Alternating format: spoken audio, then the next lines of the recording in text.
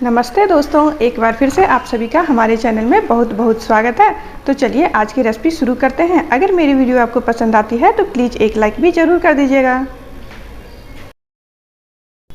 आज मैं बना रही हूँ लौकी के बहुत ही टेस्टी पकोड़े।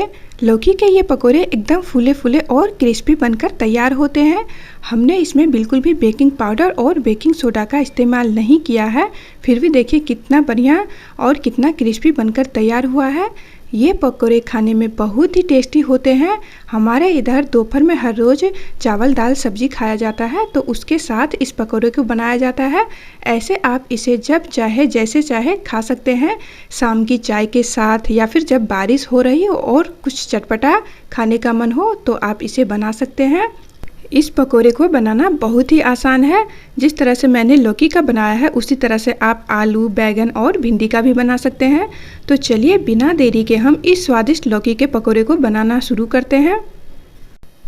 पकोड़े बनाने के लिए सबसे पहले हमें बेसन का घोल बनाना है।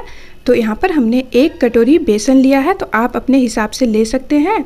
अब यहाँ पर हम ये चावल का आटा ले रहे हैं, तो 3 चम्मच चावल का आटा डालना है। इसी से पकोड़े बहुत ही क्रिस्पी बनकर तैयार होते हैं। और अब इसमें हम थोड़े सूखे मसाले डालेंगे। तो यहाँ पर 1 चम्मच से थोड़ा सा कम हमने तीखा वाला लाल मिर्ची का पाउडर डाला है, उतना ही धनिया का पाउडर डाल दिए हैं और 1/4 छोटा चम्मच हल्दी का पाउडर डाल दीजिए। और यहाँ पर हम 1/4 ही गरम मसाला डाल दिए हैं और यहाँ पर 1 चम्मच से ज़रा सा कम नमक डाल दिए हैं। नमक और मिर्ची बेसन के घोल में थोड़ा सा तेज़ी होना चाहिए।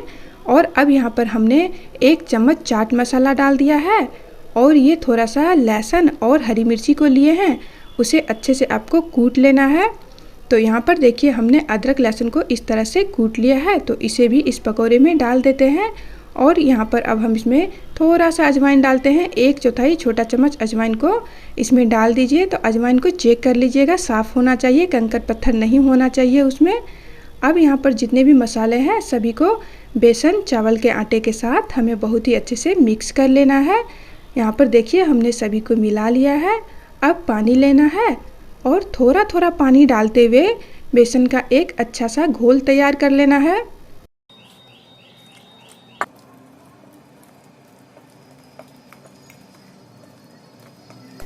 बेसन का घोल जो हमें पकोड़े के लिए तैयार करना है वो ना तो ज़्यादा गाढ़ा बनाना है और ना ही ज़्यादा पतला। तो यहाँ पर जब पानी डालकर आप मिक्स कर ले तो 3 से 4 मिनट तक आप इसको फेंटते रहे। तो यहाँ पर थोड़ा सा और गाढ़ा लग रहा था तो मैंने ज़रा सा और पानी डाल दिया है और इसे आपको अच्छे से फेंटना ज़रूरी है, तभी आपके पकोड़े बहुत ही अच्छे बनेंगे। तो लगभग 4 से 5 मिनट ज़रूर फेंटिएगा आप। तो यहाँ पर देखिए हमने अच्छे से बेसन को मिला लिया है और इसे अब ढककर हम 10 मिनट के लिए रख देंगे। तो देखिए अभी ये घोल इस तरह से है, पर कुछ देर बाद जब बेसन फूल जाएगा तो ये थोड़ा सा और गाढ़ा हो जाएगा। तो जब तक बेसन हमारा सेट हो रहा है पकोड़े बनाने के लिए, तब तक हम लौकी को छीलकर और काट लेते हैं। तो यहाँ पर देखिए हमने छोटी वाली एकदम नरम लौकी ली है। तो इस पकोड़े के लिए बहुत ही नरम लौकी लेना है हमें।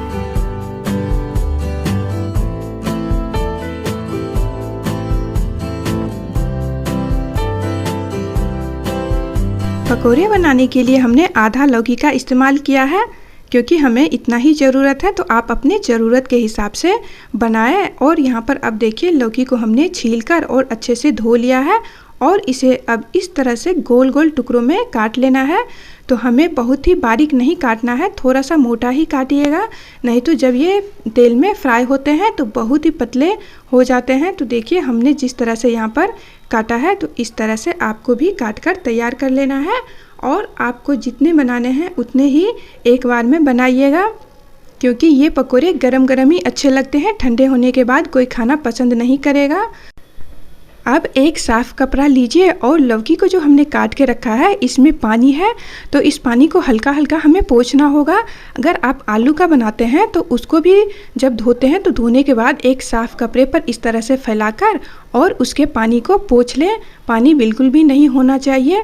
तो मैं यहाँ पर लौकी को देखिए इस तरह से इसके पानी को पोंछ लेती हूँ। तो दोनों तरफ से अलट पलट कर और अच्छे से इसे सुखा लीजिएगा। तो यहाँ पर देखिए सबको हमने इस तरह से कर लिया है। तो अब बेसन का घोल जो हमने तैयार करके रखा था उसे भी 10 मिनट हो गए हैं। तो अब देख लेते हैं।